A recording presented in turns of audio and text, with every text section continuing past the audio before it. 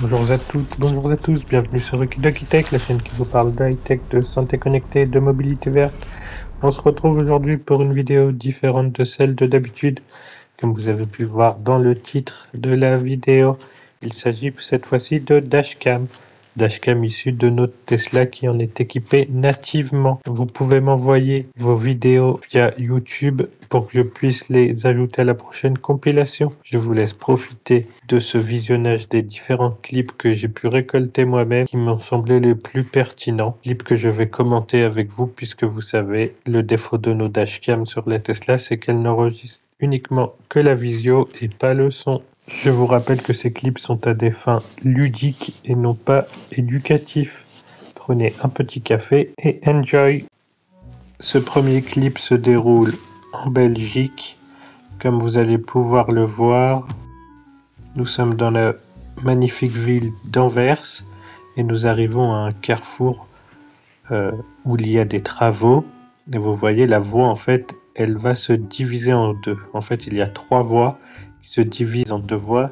Une à droite qui permet d'aller à droite et une à gauche qui permet d'aller tout droit ou à gauche.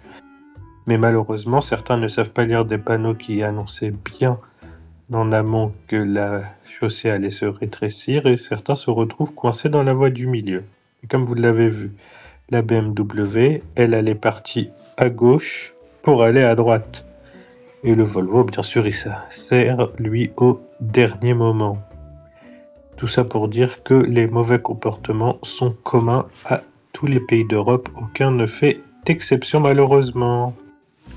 Cette séquence est un peu longue, donc je vais meubler un peu avec vous. Je suis sur la voie du milieu, en autopilote.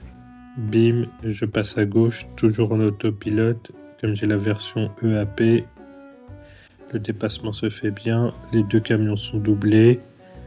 Il y a la voiture, le Scénic sur la voie du milieu, qui a une vitesse qui n'est pas constante. Je déteste ça. Quand il fait son dépassement, il est à 140. Et là, il passe aux alentours de 125, 130. Il alterne entre les 2 vitesses. On se rabat tous au milieu. On continue sur les camtars. Je vois que le Scénic commence à ralentir. Il me dit qu'avec son yo-yo, il va se rabattre à droite. Moi, je me rabats à droite. Ce qui devait arriver arriva. Lui, il reste au milieu. Qui devait arriver arriva. Il continue à yo-yoter entre 120 et 125 au lieu de se rabattre à droite. Je suis obligé de traverser 2 voies, ce qui est dangereux et montre un manque de civisme. Ici, on continue sur ce qui est le fléau de nos autoroutes à 3 voies. Ce sont les squatteurs de la bande du milieu. Devant moi, il y a l'Audi aux alentours de 140, 150. Moi, je suis toujours à 134 au régulateur. Et bien, qu'est-ce que vous voyez? La 207 qui, elle, squatte depuis tout à l'heure la voie du milieu. Vous allez me dire, il y a un camion, elle avait tout le temps d'être à droite. Vous voyez l'écart que je lui mets, le vent que je lui mets, le temps qu'elle rattrape le camion. Elle aurait eu le temps de faire sa manœuvre en étant à droite. Mais bon, ça c'est le fléau français. Au moins sur les autoroutes à 2 voies, ce que je préfère, on n'a pas ces squatteurs. On continue avec ce fléau des squatteurs de la voie du milieu qui ne sont jamais punis, malheureusement, tant que ces personnes-là n'auront jamais d'amende et de points en moins, surtout, ils ne comprendront rien. Voilà, donc la Clio squatte au milieu depuis tout à l'heure. Moi, je me déporte de 2 voies, ce qui est dangereux vu qu'il y avait le Volkswagen Transporter dans mon angle mort. Heureusement que je l'ai vu. Et c'est là qu'on voit le danger de ces squatteurs qui malheureusement ne risquent rien, contrairement à la personne qui l'aurait doublé avec plus de précautions sur la voie de droite, ce que je n'ai pas fait ici. Et on voit bien que le transporteur, c'est pas mieux. Lui, il continue à rouler au milieu en se croyant au-dessus des lois. Ça sert à quoi de faire des 3 voies dans ce pays si les gens n'en utilisent que 2? Je répète, la voie de droite, ce n'est pas que pour les camions. Ici, encore un humain qui ne doit pas aimer la vie. Vous voyez le modus qui sort au dernier moment devant le camion, qui n'a pas peur de se faire percuter un jour par un camion et de finir ses derniers jours au cimetière. Ici, c'est un autre point de vue. Vous voyez, hop, cet abruti qui sort au dernier moment. Ça, c'est l'exemple typique du mec qui ne sait pas lire une signalisation.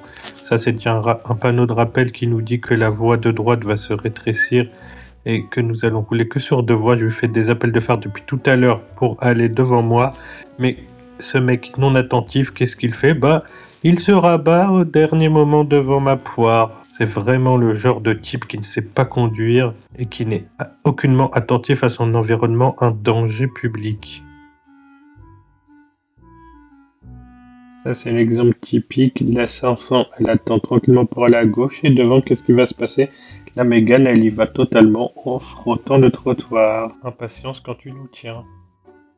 Une séquence un peu longue, mais c'est pour que vous compreniez, on est sur le périple de Caen, je viens de finir un dépassement, je me rabats, je vais me faire dépasser par 2 personnes, un Skoda, tranquillement, qui lui fait tout ça dans les règles de l'art, suivi par une Xara à moitié cabossée, qui lui dépasse tout le monde en collant, sans respecter les distances de sécurité bien sûr, tout ça pour aller sortir quelques mètres plus loin devant tout le monde au dernier moment en franchissant les zébras sur la ligne continue.